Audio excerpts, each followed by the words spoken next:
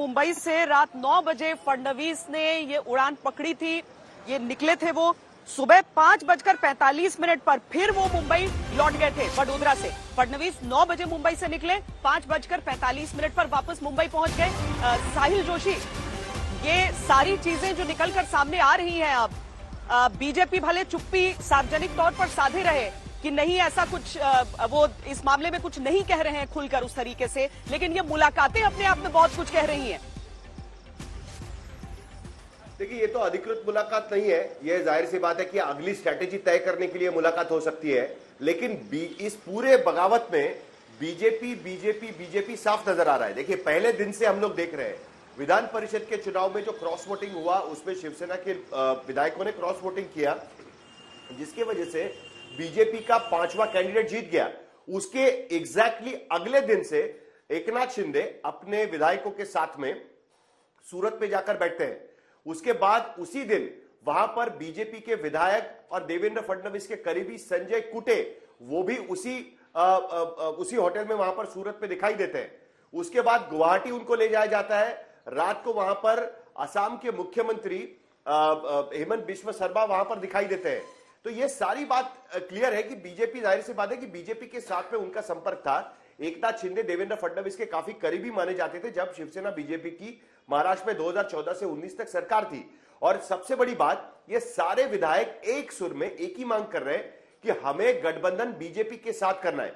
अब कल की मीटिंग के बाद, कल की जो मीटिंग हुई है उसके बाद नया चीज क्या हुआ है, तो आज हमने पहली बार यह देखा कि शिंदे गुट की तरफ से अधिकृत तौर पर एक प्रेस कॉन्फ्रेंस ली गई है।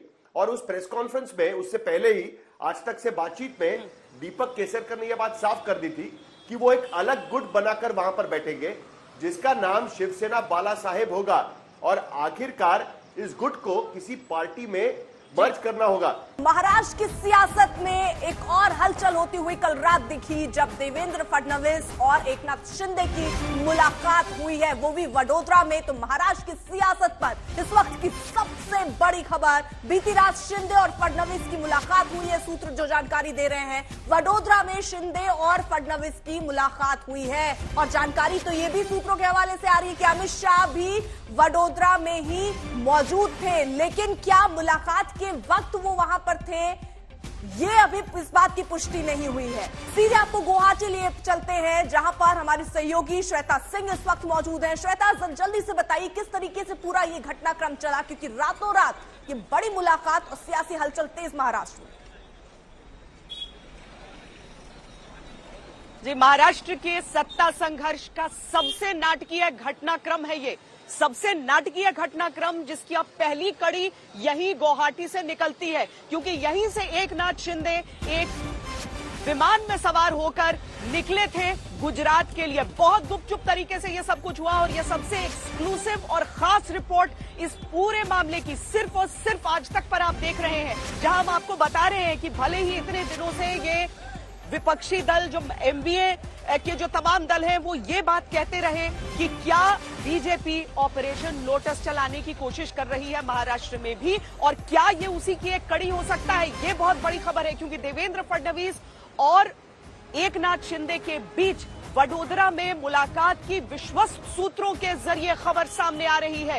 ये पूरी की पूरी तस्वीर, हम केवल ऐसा नहीं है कि हम आपको ये बता रहे हैं कि ये मुलाकात हुई है, हम आपको वो पूरा रास्ता दिखा रहे हैं जिसके जरिए देवेंद्र फडणवीस मुंबई से निकले थे और एकनाथ शिंदे गुवाहाटी से निकले थे। अब उसमें एक नया कोण हो सकता है कि इस हिसाब से जुड़े कि अमित शाह भी उस समय वडोदरा में थे। मुलाकात उनकी हुई थी या नहीं हुई थी, ये पुष्ट तौर पर नहीं कहा जा सकता, लेकिन एकनाथ शिंदे और देवेंद्र फडणवीस की मुलाकात जरूर हुई है। मेरे साथ इस समय 2 संवाददाता जुड़ रहे हैं, 3 संवाददाता माफ कीजिएगा जुड़ रहे हैं। साहिल जोशी मुंबई से जुड़ रहे हैं, गोपी घांगर मेरे साथ गुजरात से जुड़ रही हैं, और साथ में अंकित कुमार जुड़ रहे हैं जो कि आपको विस्तार से समझाएंगे कि किस तरीके से यह मुलाकात संभव हुई है। लेकिन गोपी, ये बताइए कि अगर तस्वीरें आज सवेरे तक की अच्छा, कुछ देर में हमारे साथ जुड़ेंगे वो, लेकिन ये खबर पूरी जो हम आपको बता रहे हैं उसमें एकनाथ शिंदे, कल हमने सवेरे ही आपको बताया था कि एकनाथ शिंदे के यहां से निकलने की खबर आ रही है।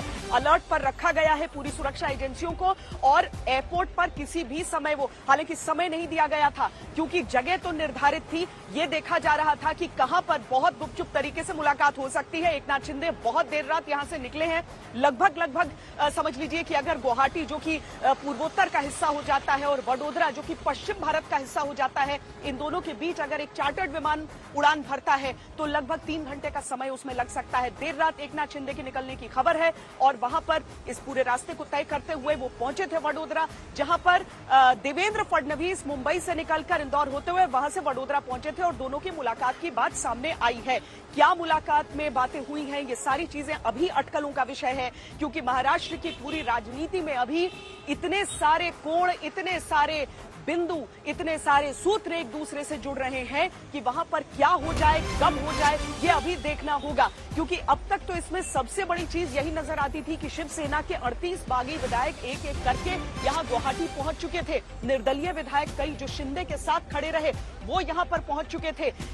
मुंबई से बार बार यह आवाज आती रही कि मुंबई आ जाए सारे विधायक ताकि यहां पर बातचीत हो, लेकिन अभी भी दो शहरों के बीच महाराष्ट्र का ये सत्ता संघर्ष चलता रहा। सीधे अहमदाबाद चलते हैं, गोपी घांगर वहां हमारे साथ हैं। गोपी, अगर गृह मंत्री अमित शाह की तस्वीरें निकलकर आती हैं वहां से, ये सामान्य है कि वो गुजरात में रह सकते हैं, ये सामान्य है कि वो वडोदरा में हो सकते हैं, लेकिन एक चीज जो अलग है वो ये कि उसी वक्त पर देवेंद्र फडणवीस, एकनाथ शिंदे दोनों गुजरात में और वडोदरा में ही रहे।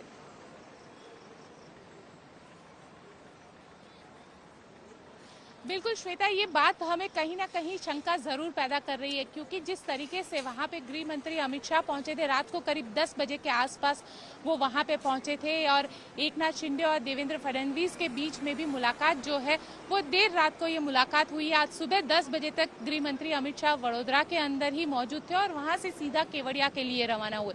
तो कहीं ना कहीं वडोदरा में होना, और वडोदरा ऐसा कोई बड़ा शहर नहीं है, बहुत छोटा सा शहर है। वडोदरा एयरपोर्ट पे भी अगर हम बात करें, वडोदरा एयरपोर्ट से सर्किट हाउस की अगर बात करते हैं तो करीब 3 से 4 किलोमीटर का फासला है जहां पे सर्किट हाउस आया हुआ है और गृह मंत्री अमित शाह वहीं पे रुके हुए थे।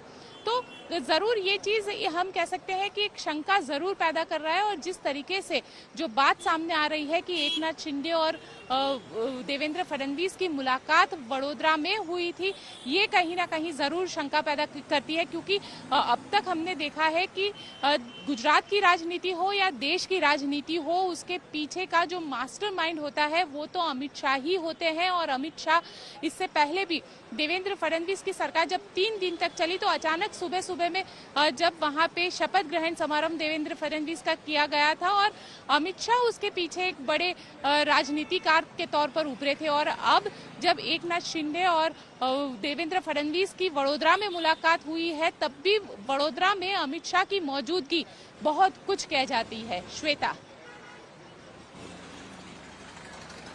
वाकई, क्योंकि जो एक राजनीतिक पटखनी होती है ना, जब महाराष्ट्र में चुनाव संपन्न हुए थे और उसके बाद लगा था कि बीजेपी ने गुगली डाल दी है और अजीत पवार बीजेपी की तरफ आ गए हैं, उस समय शरद पवार वो बाजी मार गए थे। इस बार अगर ये अटकलें चलती हैं कि क्या बीजेपी का ऑपरेशन लोटस चल रहा है, और अब जब ये बात समझ में आती है गोपी कि वहां पर मुलाकात देवेंद्र फडणवीस की एकनाथ शिंदे से हुई है, तो बहुत ज्यादा इसमें राजनीतिक खेमों में तो कम से कम आश्चर्य नहीं है।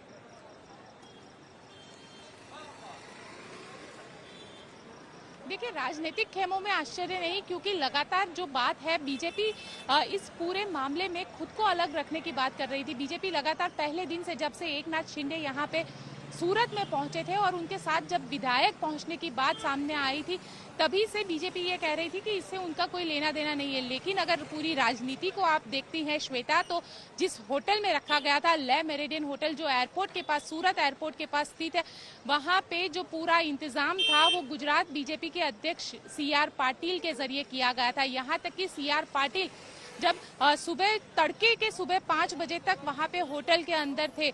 इस तरीके की जानकारी हमारे सूत्र के द्वारा मिल रही थी और रात को करीब 1:30 से 2 बजे के आसपास एकनाथ शिंदे और दूसरे जो विधायक है वो वहां पे पहुंचे। यहाँ तक कि जो पहली जानकारी आई थी वो उसमें कहा गया था कि 26 एमएलए एकनाथ शिंदे के साथ उस होटल में थे। शाम होते होते जो जानकारी सामने आई उसमें 33 एमएलए की बात सामने आई और उसके बाद जब वो यहाँ से 24 घंटे के भीतर, महज 24 घंटे के भीतर वो यहाँ से सूरत से सभी एमएलए को गुवाहाटी शिफ्ट कर दिया गया था।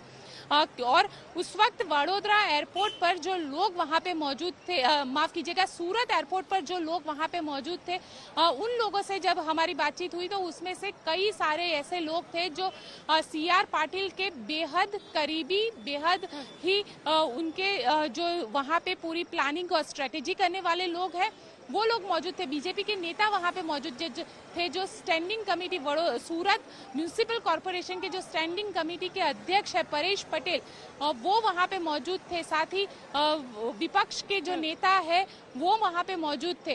तो कई बीजेपी के नेता वहां पे मौजूद थे।